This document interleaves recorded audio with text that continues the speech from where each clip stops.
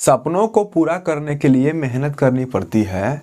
सपनों को पूरा करने के लिए मेहनत करनी पड़ती है। सिर्फ सोचने से सपने पूरे नहीं होते हैं। इसलिए यदि आप चाहते हैं कि हमारा मैट्रिक के बोर्ड परीक्षा में फर्स्ट डिवीज़न खूब अच्छा मार्क्स से आए, तो आप सपने देखना बंद कीजिए, आप मेहनत करना शुरू कर दीजिए। आपके पास मात्र 1 महीना समय बच गया है, ठीक है। यदि 1 महीना आप ओवर टाइम करके खूब मेहनत करके आप पढ़ते हैं, पूरा विषय का रिवीजन करते हैं, तो आपका फर्स्ट डिवीजन कंफर्म आएगा, ठीक है। मैं कुंदन सिंह टीवीएल कोचिंग में आपका फिर से बहुत बहुत स्वागत करता हूं। यह वीडियो कक्षा 10वीं हेतु इतिहास का पहला वीडियो है, तो आप इस वीडियो के अंत तक बने रहिए और आपका इतिहास में भी काफ़ी अच्छा मार्क्स आएगा, ठीक है। तो चलिए इस वीडियो को शुरू करते हैं। जैसा कि आप देख सकते हैं, कक्षा 10वीं बिहार बोर्ड के अनुसार इतिहास हम आपको पढ़ा रहे हैं, और ये जो है ना इतिहास का पहला वीडियो है, हिस्ट्री का पहला वीडियो है। पहला सवाल स्क्रीन पर आप देख सकते हैं, इटली एवं जर्मनी वर्तमान में किस महादेश के अंतर्गत आते हैं। आप यदि क्वेश्चन बैंक उठाकर देखते हैं तो ये सवाल ना कई बार रिपीट हुए हैं, ठीक है। याद रखिएगा, इटली और जर्मनी जो देश है ना, ये दोनों देश ना यूरोप महादेश में आते हैं, ठीक है। मतलब यूरोप नामक महाद्वीप में, जिसको हम महादेश भी कहते हैं, इसी महादेश में इटली और जर्मनी आते हैं, ठीक है। लेकिन भारत हो गया, पाकिस्तान हो गया, नेपाल हो गया, ये सभी देश ना एशिया महादेश में आते हैं, ठीक है। हमारा देश भारत एशिया महादेश में है, लेकिन इटली और जर्मनी वर्तमान में अभी किस महादेश में है, तो यूरोप महादेश पर आप टिक कीजिएगा, ठीक है। अगला प्रश्न है, राष्ट्रवाद की अवधारणा का जन्म किस घटना से माना जाता है, तो इसका राइट ऑप्शन हो जाएगा फ्रांस की क्रांति। मतलब जब फ्रांस में क्रांति हुई तभी राष्ट्रवाद का जन्म हुआ, ठीक है। तभी लोकतंत्र का जन्म हुआ, तो लोकतंत्र की स्थापना हुई। लोकतंत्र का मतलब क्या? मतलब जनता का शासन। लोकतंत्र का मतलब होता है जनता का शासन। लोकतंत्र को हम प्रजातंत्र भी कह सकते हैं। प्राचीन काल में राजतंत्र था, लेकिन आज क्या है, लोकतंत्र है। और अमेरिका के पूर्व राष्ट्रपति अब्राहम लिंकन जी का कहना है कि लोकतंत्र जनता के लिए तथा जनता के द्वारा चलाया जाने वाला शासन है, ठीक है। इसलिए हम जनता के शासन को लोकतंत्र कहते हैं। और जब ना फ्रांस में क्रांति हुई तब ही वहाँ लोकतंत्र की स्थापना हुई, ठीक है। इस बात को आप याद रखिएगा। अगला प्रश्न है, 19वीं शताब्दी में यूरोप में राष्ट्रवाद के विकास का क्या परिणाम हुआ, तो इसका राइट ऑप्शन हो जाएगा राष्ट्रीय राज्यों की स्थापना। याद रखिएगा, 19वीं शताब्दी में ना यूरोप में जब राष्ट्रवाद हुआ, तो राष्ट्रवाद के होने के बाद क्या हुआ, तो राष्ट्रीय राज्यों की स्थापना हुई। मतलब राज्य बने। पहले तो बहुत सारे छोटे छोटे टुकड़ों में बटा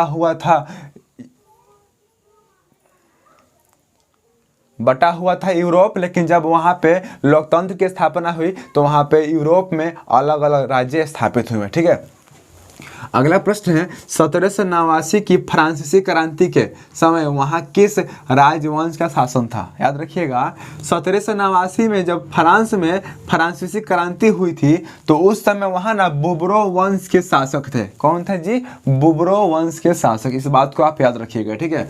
अगला प्रश्न है, नेपोलियन बोनापार्ट या नेपोलियन संहिता किस वर्ष लागू की गई, तो 1804 ईस्वी में। नेपोलियन जो बोनापार्ट जी थे, उन्होंने अपने नाम पर एक संहिता चलाई थी जिनका नाम था नेपोलियन संहिता, और इस संहिता को ना सन 1804 ईस्वी में लागू किया गया था, ठीक है।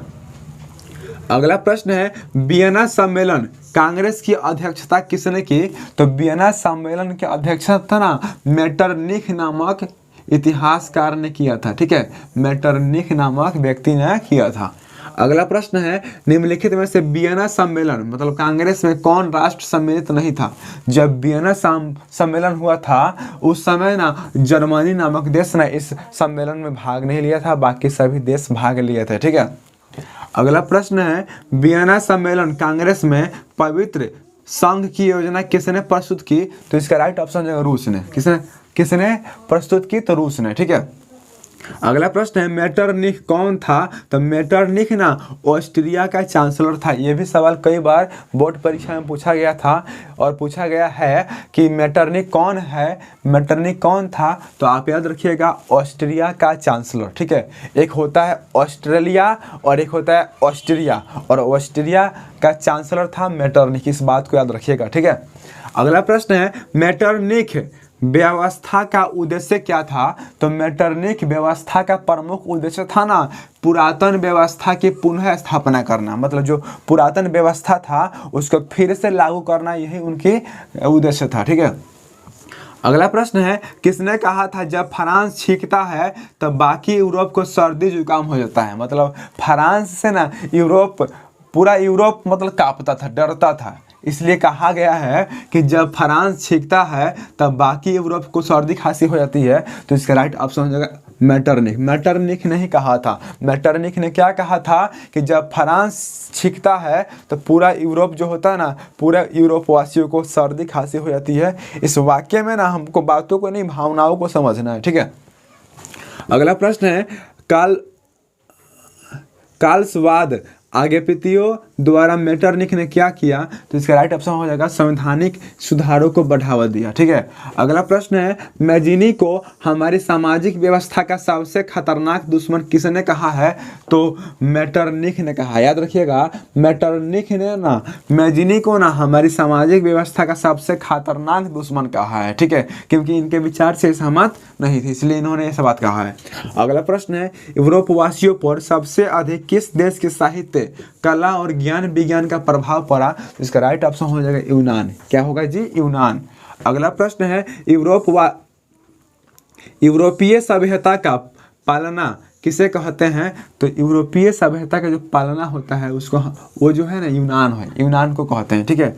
अगला प्रश्न है आप स्क्रीन पर देख सकते हैं, सवाल है नावारिनो की खाड़ी युद्ध में तुर्की का साथ किस देश ने दिया था? याद रखिएगा जो नावारिनो की खाड़ी जो युद्ध हुआ था उस युद्ध में तुर्की का साथ ना मिस्र वासियों ने दिया था, मिस्र नामक देश ने दिया था, इस बात को आप याद रखिएगा, ठीक है। अगला प्रश्न है एड्रियानोपुल की संधि, ये भी सवाल कई बार पूछा गया है और ध्यान से देखिएगा तो इस सवाल में दो ऑब्जेक्टिव सवाल छुपा हुआ है, ठीक है। एक है एड्रियानोपुल की संधि 1829 में हुई थी, ठीक है, और किनके बीच हुई थी? तो तुर्की और रूस के बीच। याद रखिएगा एड्रियानोपुल की जो संधि हुई थी, जो मिलाप हुआ था झगड़ा से बचने के लिए, वो कब हुआ था? तो याद रखिएगा एड्रियानोपुल की संधि ना सन 1829 में हुई थी, और किन दो देशों के बीच हुई थी? तो तुर्की और रूस के बीच ये संधि हुई थी, इस बात को आप याद रखिएगा, ठीक है। अगला प्रश्न है यूनान के स्वतंत्रता संग्राम में किसकी पराजय हुई? मतलब यूनान में जो आज़ादी के लिए आंदोलन हुआ था, उस आंदोलन में, उस झगड़ा में, उस वार में तुर्की की हार हुई थी, इस बात को याद रखिएगा। अगला प्रश्न है किस संधि द्वारा स्वतंत्र यूनान राष्ट्र की स्थापना हुई? तो इसका राइट ऑप्शन हो जाएगा कुस्तुनतुनिया की संधि द्वारा। कुस्तुनतुनिया की संधि द्वारा स्वतंत्र यूनान राष्ट्र की स्थापना हुई। और इस चैप्टर का लास्ट क्वेश्चन है 1830 की क्रांति के बाद फ्रांस में किस प्रकार का शासन स्थापित हुआ? तो इसका राइट ऑप्शन हो जाएगा संवैधानिक राजतंत्र। तो इस तरह यह वीडियो भी खत्म हो गया और हम आपको बता देना चाहेंगे कि जिस प्रकार हमने आपको भूगोल पढ़ाया, अर्थशास्त्र पढ़ाया, उसी तरह हम आपको इतिहास पढ़ाएंगे, ठीक है। इतिहास के भी कुछ पार्ट में कम ऑब्जेक्टिव सवाल है, कुछ में अधिक ऑब्जेक्टिव सवाल है, इसलिए हम आपको ना पार्ट बाय पार्ट करके दिखाएंगे। सभी वीडियो में 20 ऑब्जेक्टिव क्वेश्चन का सॉल्यूशन देंगे आपको और आपका काफ़ी अच्छा मार्क्स आएगा, ठीक है। और यदि आपने हमारे चैनल को सब्सक्राइब नहीं किया है तो देखिए ये रहा सब्सक्राइब का बोर्ड और आप हमारे चैनल को सब्सक्राइब कर दीजिए। हम आपसे इतना ही चाहते हैं, इतना तो आप हमारे लिए कर सकते हैं, ठीक है। तो चलिए मिलेंगे अगले वीडियो में, तब तक के लिए नमस्कार, जय हिंद, जय भारत।